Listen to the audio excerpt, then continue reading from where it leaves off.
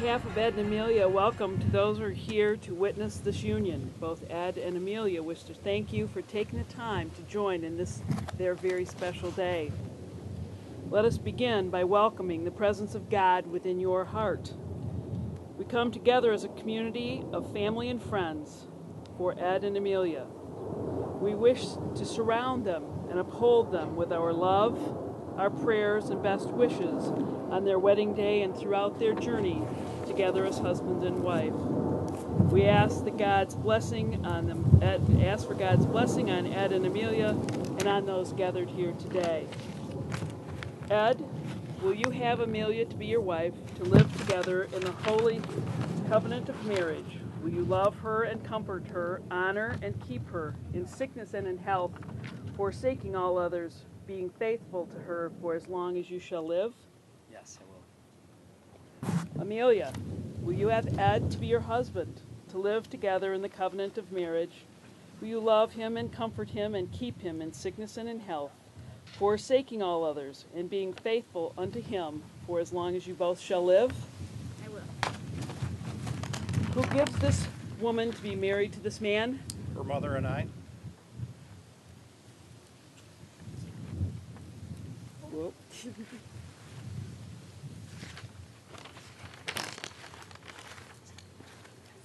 Amelia and Ed, the ceremony of marriage is one of the oldest in the entire world. It is a gift. It is the clasping of hands, the blending of two hearts, the union of two spirits and two lives. Your marriage must stand not by the authority of the state, nor the certificate of marriage that you'll sign later, but rather it must stand on the strength of your love and respect and trust for each other. It must stand on your devotion to one another in good and bad times. This is not a 50-50 proposition. Rather, it requires 100% from each of you each and every day. Certainly, we all wish for your lives together to be perfect, but we know that that is unlikely, for both of you are human and both will have bad days. Days when rustic campsites take on a whole new meaning, and when Ted and Salvador conspire to keep you awake all night. Those are the times you must ask yourself, will this matter in 5 minutes, 5 days, 5 years? Are you willing to give up 1 ounce of happiness for such a short-term issue? Be patient with each other. Be kind to one another. And most of all, make your words to each other gentle. Forgive quickly. Forgiveness does not deal with the issues of who's right and who is wrong, nor does it assign blame. Rather, it sets aside pride and allows both of you to begin anew. As I began to prepare for this, and we all know I have to be prepared because this is all new to me, I found that there are many, many people who have written a great deal about love. Some I believe, some not so much. In reviewing them, some stuck in my mind. Love has nothing to do with what you expect to get, only with what you are expecting to give, which is everything. Katharine Hepburn. Mark Twain wrote, "Love is the only heart disease that is best left to run on. The only affliction of the heart for which there is no help and none desired."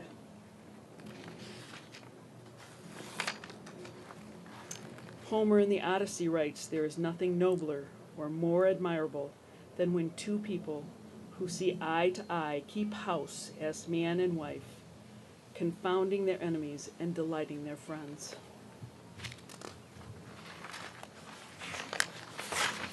In 1 Corinthians chapter 13, we are told love is patient, love is kind, it does not envy, it does not boast, it is not proud, it does not dishonor others, it is not self-seeking, it is not easily angered, it keeps no records of wrongs.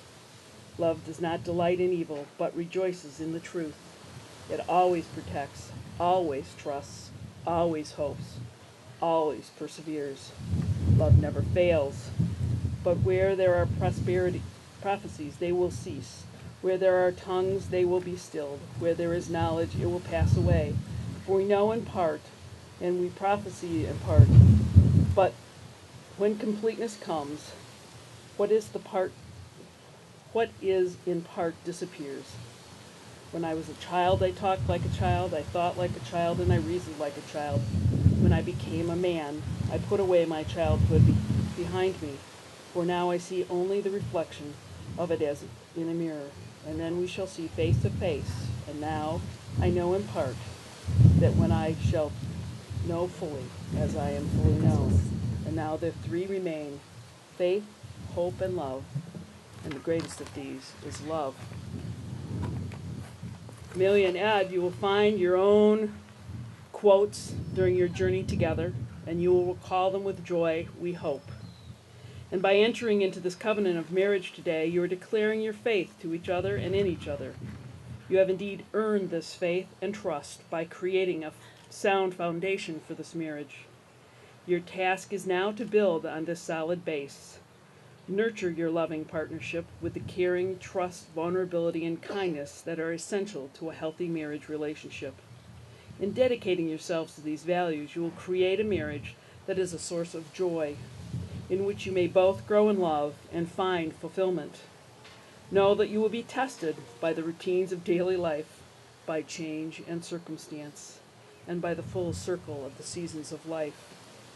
Know that together you must encounter life's sorrows, no less than its sweetnesses, its frustrations along with its graces and ease, its disappointments along with its fulfillments. Enter your marriage confident in the love and the trust that you have already created between you. As you go forward in your journey together as husband and wife, today we have come together to celebrate your love you have found with each other. By being here with you, each of us is declaring our support for your decision to join together in marriage. As family and friends, we form a community of support that surrounds both Ed and Amelia. Each of you, by your presence here today, ladies and gentlemen, is called upon to uphold them and honor their love for each other. Always stand beside them, never between them. Offer them your love and support, not your judgment. Encourage them with your kindness and loving hearts, and honor this marriage into which they have come to join together today.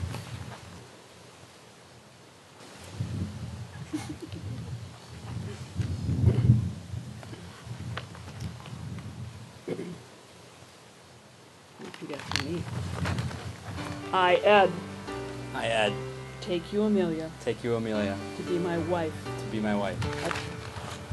I promise to love you, to support you in your goals, to honor and respect you, to laugh with you, and cry with you, to cherish you, for as long as we both shall live. I, Amelia, take you, Ed, to be my husband. I promise to love you, to support you in your goals, to honor and respect you, to laugh with you, and cry with you, and to cherish you, for as long as we both shall live. Ed, repeat after me. I, Ed, take you, Amelia, to be my wife and partner. I, Ed, take you, Amelia, to be my wife and partner. To have and to hold, from this day forward, for better, for worse, for richer, for poorer, in sickness and in health, to love and to cherish, as long as we both shall live. These things I promise to you. Amelia, repeat after me. I, Amelia, take you, Ed, to be my husband and partner. To have and to hold, from this day forward, for better, for worse, for richer, for poorer, in sickness and in health, to love and to cherish, as long as we both shall live. These things I promise to you. We have rings?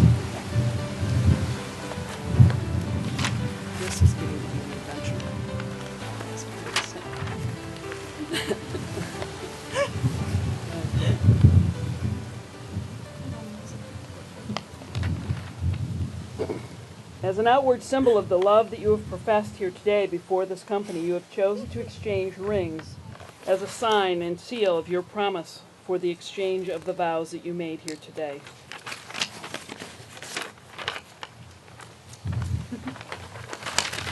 Though small, these rings are very large in significance. Made of precious metal, they remind us that love is neither cheap nor common. Made in a circle, they are designed to remind you of the unending love you have promised to each other here today.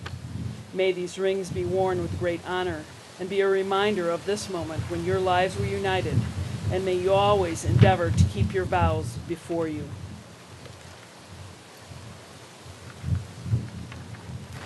Okay. Uh-oh. Put on your finger, please. I'm just doing it. Repeat after me. Amelia, with this ring, Amelia, with this ring, I thee wed, I thee wed, and with all my heart's affection, and with all my heart's affection, I thee endow. I thee endow. Miss Amelia. Place it on this finger.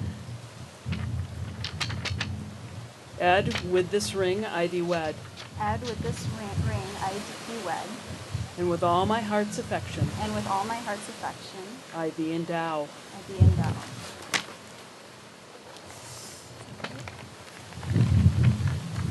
Now you will feel no rain for each other.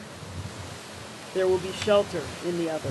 Now you will feel no cold, for each of you will be the warmth for the other.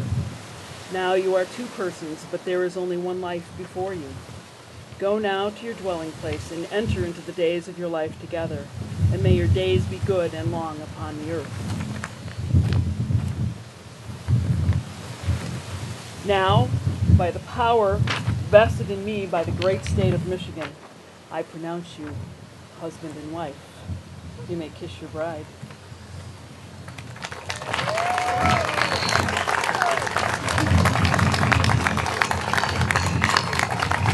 It is my pleasure to present to you for the very first time Ed and Amelia Golombieski.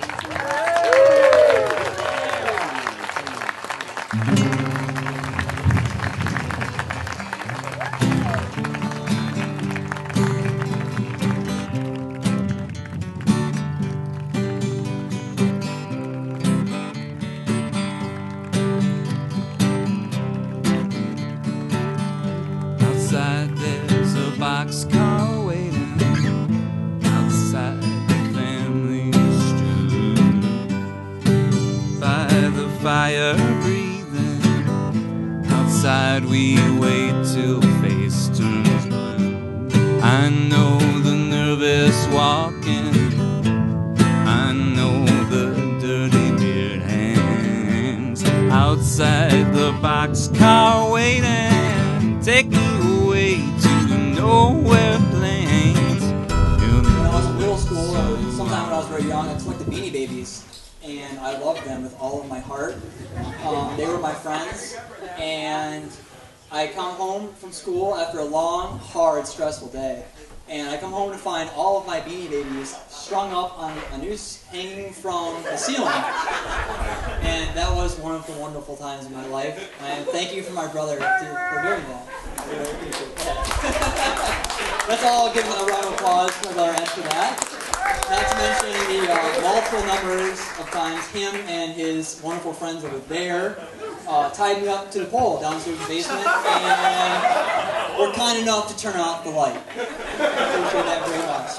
But this is Ed's day, and congratulations to Ed and my new sister-in-law, Amelia. I couldn't ask for any better sister-in-law, and I'm so happy for my brother. He was with me through all the good times and the bad times, and I know I can count on him no matter what. I love her brother to death, and I love Amelia, and I just want to say welcome to the family. You're going to have to deal with me a lot, so I apologize ahead of time, because it's going to be a rough ride. Congratulations, Ed and Amelia.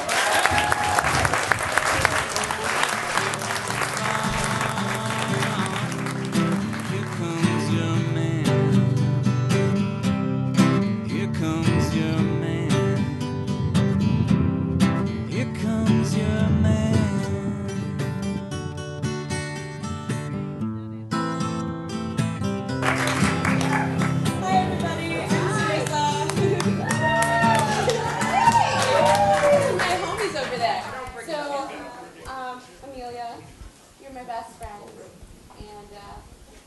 are a truly remarkable woman. You're very strong, intelligent, beautiful. You are hilarious. You crack me up. We just went to Florida and had the time of our lives with some of our friends. And I'm just so happy that you found someone who compliments you so well. And my reaction, swear to all of you, when she told me that she was going to marry Ed, I was like, oh my gosh, we get to keep Ed! I was so happy, and I'm still just legitimately so happy for both of them. And I love you guys so much.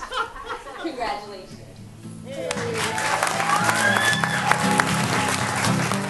Big shake on the boxcar moving. Big shake to the land that's falling down. Here's a wind makes a palm stop blowing. A big, big stone called break my crown. You never wake And a few weeks ago, I decided to tell him that I was thinking about saying a few words at the wedding. And he was very excited about it. And it kind of freaked me out a little bit, so I decided that I should probably go online and look up on Google groomsmen speeches. When the first search result was, dude, don't do this, I got a little discouraged. And when the second search result was, no, really, dude, don't do this, I decided I'd push it through just because I care about them a lot. So, I don't know if a lot of you people might not know me, but about a year ago I moved from Ypsilanti, where Ed and Amelia live, and a lot of our friends live, up to Brighton, and I work there, and all my friends are down here, so I spend a lot of time down here, and they've been really, really gracious enough to let me turn their house into my personal boarding house. And so I've kind of had a, like, sort of insider's view of all this craziness that's been leading up to today. And there's just been insanity, a lot of planning, a lot of filling out of invitations, a lot of getting things organized, and on top of that, they've also been participating in other weddings too. Ed actually presided over a wedding a few weeks ago, and it was his first time doing it. And so I asked him, Ed, are you nervous? And he said, yeah, I'm a little nervous about doing it. And I said, that's all right, man. Just, you know, you might want to practice before you do this for the first time. And so he thought it might be a good idea to marry his two bands, Team Ethic and Congress. Unfortunately, it was annulled pretty quickly when Carl and Aaron would not share the drum fills. But really, you guys are fantastic, and I gotta say, I've known Ed since '95 when my family moved to Brighton, and we were pretty good friends throughout high school. And I moved to Ypsilanti in '04, and since then, like, Ed has always been there for me, and we've gotten really close. And there's been a few nights where each of us has called each other at 3 a.m. needing some or other, and we're always there to pick up the phone for both of us. And I feel like you're my brother, man. Like, I've never had a brother, but I'd imagine that's what it feels like to have one.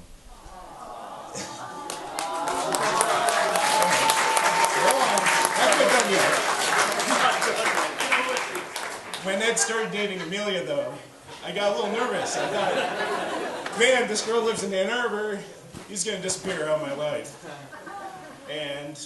But he talked to me about her a bit, and pretty soon after they started dating, he pulled me aside and said, I'm going to marry this girl. And I saw it in his eyes. And then I met Amelia, and Ed's the sort of person that I can tell anything to, and he'll give me his honest opinion, whether I want to hear it or not. And when I first met Amelia, she was the exact same.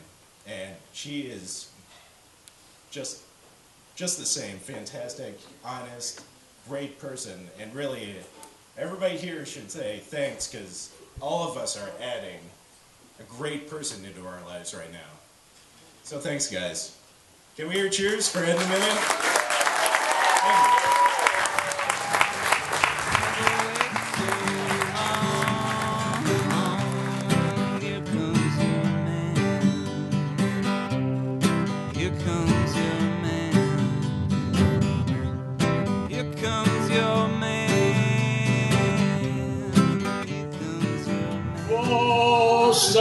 Zdravije, mo spasenije, no ajajita.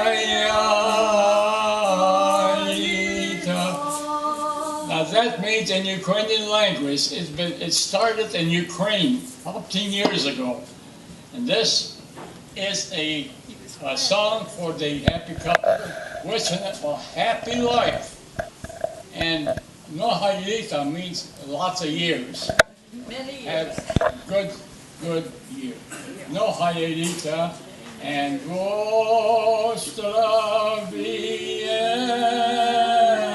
was fasani, yeah.